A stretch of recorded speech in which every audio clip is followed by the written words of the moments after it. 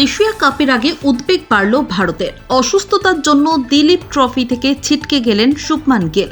তাকে বিশ্রাম নেওয়ার পরামর্শ দেওয়া হয়েছে। উত্তরাঞ্চলকে নেতৃত্ব দেওয়ার কথা ছিল ভারতীয় টেস্ট দলের অধিনায়কের। টেস্ট অধিনায়ক হিসেবে প্রথম সিরিজে নজর কেড়েছেন শুভমান। ব্যাট হাতে সাফল্য পেয়েছেন। অধিনায়ক হিসেবে ইংল্যান্ডের মাটিতে টেস্ট সিরিজ ড্র করেছেন।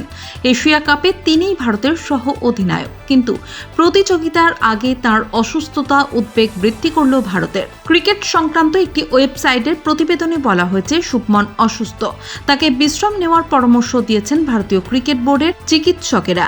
শুভমান এখন চণ্ডীগড়ের বাড়িতে রয়েছেন, তবে শুভমানের অসুস্থতা সম্পর্কে বিস্তারিত কিছু জানা যায়নি।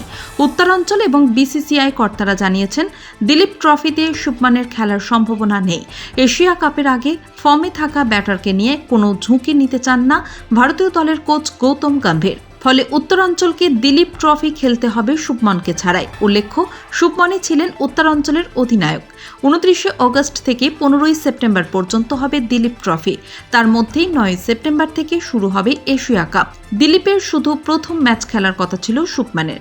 সেই ম্যাচ খেলতে পারবেন না তিনি। আশা করা হচ্ছে এশিয়া কাপের আগেই সুস্থ হয়ে যাবেন শুভমান। তার খেলতে কোনো সমস্যা হবে না।